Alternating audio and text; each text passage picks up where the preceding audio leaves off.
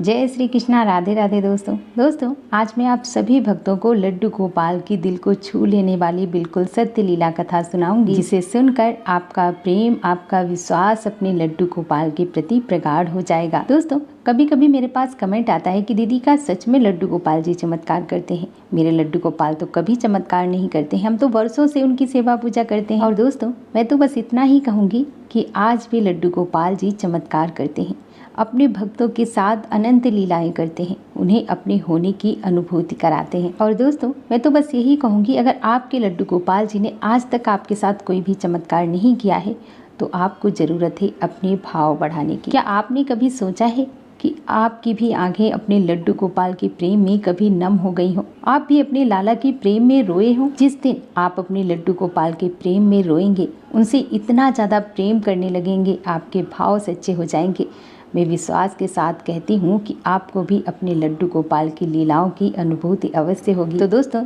चलिए शुरू करते हैं आज की लीला कथा। यह लीला कथा सुनकर आपको भी विश्वास हो जाएगा कि सच में लड्डू गोपाल जी चमत्कार करते हैं। तो दोस्तों आज की लीला कथा हमारे साथ शेयर की है पटना में रहने वाली राखी जी ने। राखी जी बताती हैं कि मैं शादी से पहले लड्डू गोपाल की सेवा पूजा नहीं किया करती थी। मेरा पूजा पाठ में बिल्कुल भी मन नहीं लगता था। राखी जी बताती हैं कि मुझे घूमना फिरना, दोस्तों के साथ पार्टी करना, ये सब बहुत पसंद था, लेकिन मेरा पूजा पाठ में बिल्कुल भी मन नहीं लगता था। और जब कभी मेरे मम्मी पापा मुझसे कहते भी थे कि बेटा पूजा पाठ किया करो, पूजा पाठ करना चाहिए, तो मैं इनसे बोल देती थी कि अभी मेरी उम्र ही क्या है, आगे चलकर जब मेरी उम्र हो जाएगी तो मैं पूजा पाठ भी कर लूँगी। जब मैं बड़ी हुई तो मेरी शादी कर दी गई। शादी के बाद जब मैं ससुराल गई तो मेरे ससुराल में सभी लोग पूजा पाठ करने वाले थे, यहाँ तक कि मेरे हस्बैंड भी बहुत ज़्यादा पूजा पाठ किया करते थे। और मेरी ससुराल में भगवान श्री कृष्ण के बाल स्वरूप श्री लड्डू गोपाल विराजित थे, जिनकी सेवा मेरी सासू माँ किया करती थी। मेरे हस्बैंड भी कभी कभी लड्डू गोपाल की सेवा किया करते थे।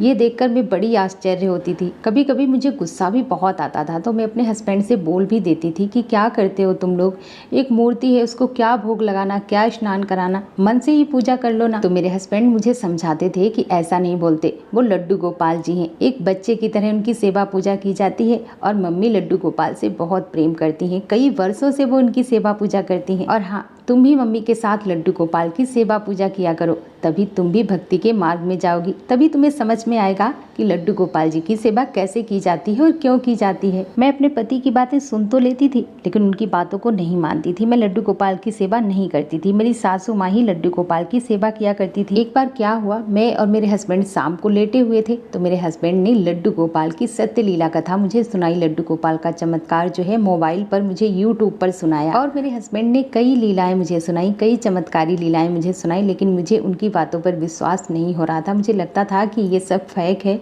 ये सब अंधविश्वास है, मुझे उनके चमत्कार पर बिल्कुल भी विश्वास नहीं हो रहा था। राखी बताती हैं कि ऐसे ही कुछ महीने बीत जाने के बाद मेरी सासू माँ बीमार पड़ गई।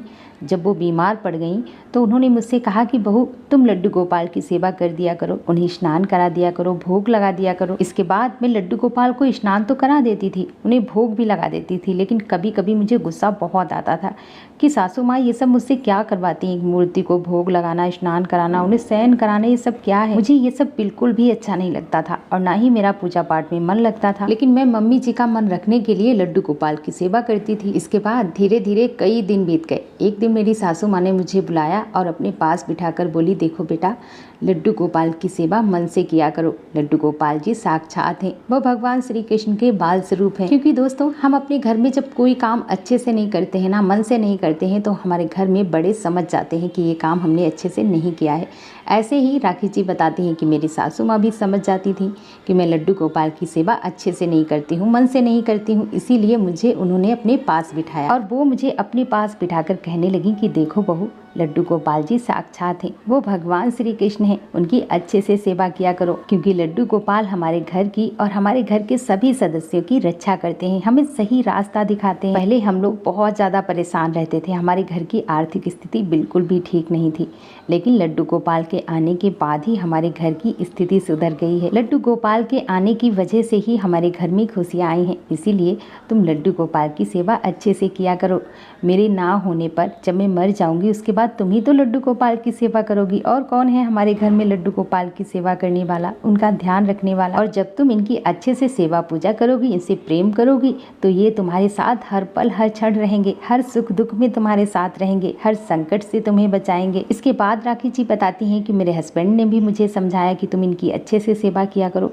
तो मैंने उनकी बात तो मान ली, मैं उनकी सेवा करने लगी। मैं उन्हें स्नान कराती, श्रृंगार करती, उन्हें भोग लगाती, शाम को उन्हें शयन भी कराती। लेकिन मुझे पूरी तरह से यह विश्वास नहीं हो रहा था कि सच में लड्डू गोपाल जी साक्षात होते हैं। सच में लड्डू गोपाल जी अपने भक्तों के साथ लीलाएं करते हैं, उनकी रक्षा करते हैं। मैं उनकी सेवा पूजा तो करती थी, अभी भी मेरे मन में बस एक ही बात थी कि ये सिर्फ मूर्ति है, ये सब अंधविश्वास है, भगवान नहीं होते हैं इस कलयुग में। कलयुग में कहीं भगवान चमत्कार नहीं करते हैं, ये बात मेरे मन में बैठ गई थी। इसके बाद धीरे धीरे ऐसे ही समय बीतता गया और शादी के 2 वर्ष बाद मुझे पुत्र की प्राप्ति हुई। इसके बाद राखी जी बताती है कि जब मेरा बेटा धीरे धीरे बड़ा होने लगा तो मेरी सासू माँ उसको भी अपने साथ पूजा में बिठाया करती थी, उसे भी लड्डू गोपाल के बारे में बताती थी, उनकी सेवा करना उसको बताती थी कि कैसे लड्डू गोपाल की सेवा की जाती है, लड्डू गोपाल की लीलाएं उनको सुनाती थी। राखी जी बताती हैं कि इसके बाद मेरे जीवन में एक ऐसी घटना घटी जिसके बाद मुझे लड्डू गोपाल पर पूर्ण विश्वास हो गया और उन पर यह भी विश्वास हो गया कि सच में लड्डू गोपाल जी साक्षात होते हैं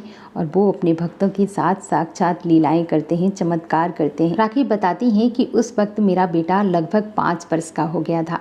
मेरे मायके में मेरे भतीजे का बर्थडे था तो हम सबको वहाँ जाना था और उस वक्त मेरी सासू माँ की तबीयत भी ठीक नहीं थी क्योंकि वो भी धीरे धीरे बुजुर्ग हो रही थी, उनके शरीर में इतनी ज़्यादा ताकत नहीं थी, वो जल्दी जल्दी बीमार पड़ जाती थी। और जब मेरा बेटा, मेरे हस्बैंड और मैं अपने मायके जाने के लिए तैयार हो गए तो मेरी सासू माँ ने मुझसे कहा कि बहू लड्डू गोपाल को भोग लगा दो और उसके बाद मंदिर के कपाट बंद कर दो क्योंकि दोपहर का समय होने वाला है, लड्डू गोपाल भी आराम कर लेंगे, मेरी भी तबीयत ठीक नहीं है, शाम को जब तुम्हारे ससुर जी घर पे आएंगे तो वो लड्डू गोपाल की सेवा कर देंगे और वो ही लड्डू गोपाल को शयन करा देंगे। इसके बाद राखी जी बताती हैं कि हमने लड्डू गोपाल को फल का भोग लगा दिया और मैं कपाट बंद करने लगी।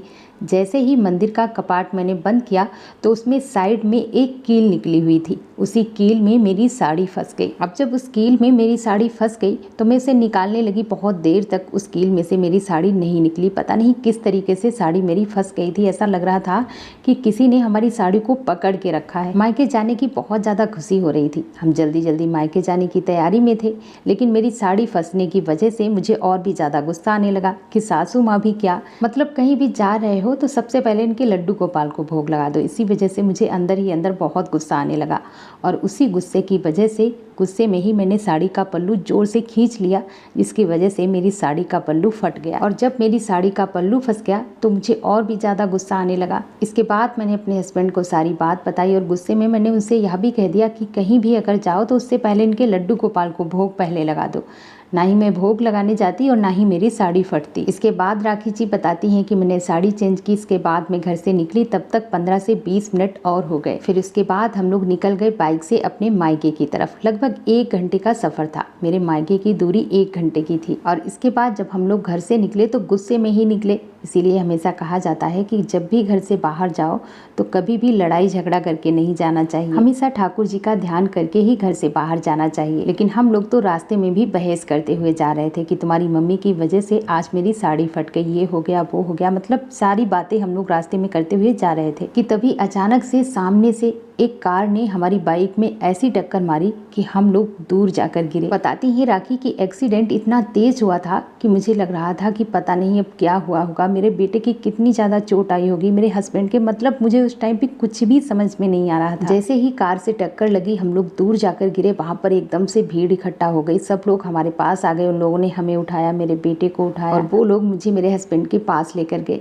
जब मैंने उन्हें देखा तो मेरी जान में जान आई, मैं तुरंत ही लड्डू गोपाल का धन्यवाद करने लगी। मतलब ऐसा नहीं था कि हम लोगों को चोट नहीं आई थी, हम लोगों को चोट आई थी, मुड चोट भी आई थी और थोड़ी बहुत चोट आई थी, लेकिन जितनी तेज एक्सीडेंट हुआ था, जितनी तेजी से टक्कर लगी थी, उसके हिसाब से हम लोगों को बिल्कुल भी चोट नहीं आई थी। ऐसा लगा था कि साक्षात ठाकुर जी ने हम लोगों को उठाकर अलग फेंक दिया। मतलब उस एक्सीडेंट में कुछ भी हो सकता था, मेरे हस्बैंड की जान जा सकती थी, मेरे बेटे की भी जान जा सकती थी, मुझे भी कुछ हो सकता था, लेकिन हम सब लोग लड्डू गोपाल की कृपा से सुरक्षित थे। मेरी बाइक पूरी तरह से टूट चुकी थी। इसके बाद मैं अपने मायके नहीं गई। मैं और मेरे हस्बैंड, मेरा बेटा, हम सभी लोग टैक्सी से अपनी ससुराल वापस आ गए और इसके बाद अपनी सासू माँ को सारी बात बताई। ये बात सुनकर मेरी सासू माँ की जैसे जान ही निकल गई थी, क्योंकि मेरे हस्बैंड मेरी सासू माँ के इकलौते बेटे थे। वो जान से भी ज्यादा इनसे प्रेम करती थी। राखी जी बताती हैं कि मुझे सारी बात अच्छे से समझ में आ चुकी थी, क्यों ठाकुर जी हमें रोकना चाह रहे थे।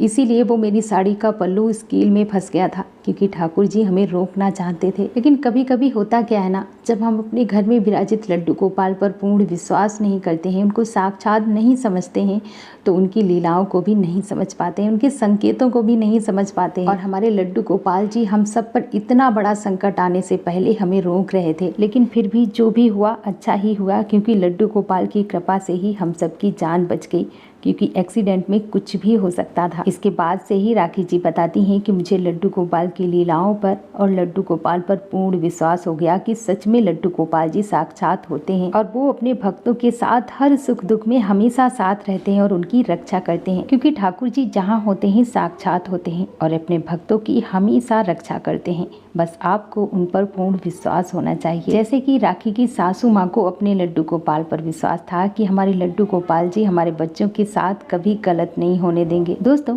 अगर एक भी जन आपके घर में लड्डू गोपाल की सेवा पूजा करता है, उनसे प्रेम करता है, तो वो एक भक्त ही आपके घर को सुरक्षित रखने के लिए काफी है, क्योंकि उस एक इंसान की वजह से ठाकुर जी सबको भक्ति के मार्ग पर लाते हैं। हर एक सदस्य पर धीरे धीरे अपनी कृपा करते हैं और उन्हें सही रास्ता दिखाते हैं। जैसे कि राखी की सासू माँ और उनके हस्बैंड की वजह से राखी को भी ठाकुर जी ने अपनी भक्ति प्रदान की और उन्हें अपनी लीला दिखाकर उन्हें सही रास्ता दिखाया। राखी जी, आपका बहुत बहुत धन्यवाद जो लड्डू गोपाल की इतनी अद्भुत लीला कथा आपने हमारे साथ शेयर की, जिसे मैं अपने चैनल के माध्यम से बाकी सभी भक्तों तक पहुंचा पाई। दोस्तों, अपना प्यार और साथ ऐसे ही बनाए रखना, और यदि आपके लड्डू गोपाल, आपके लाला भी चमत्कार करते हैं, लीलाएं करते हैं, तो आप हमारे साथ अवश्य शेयर करें। और दोस्तों, मेरे साथ एक बार प्रेम से बोलो लड्डू गोपाल की जय, कृष्ण कन्हैया की जय। जय जय श्री राधे।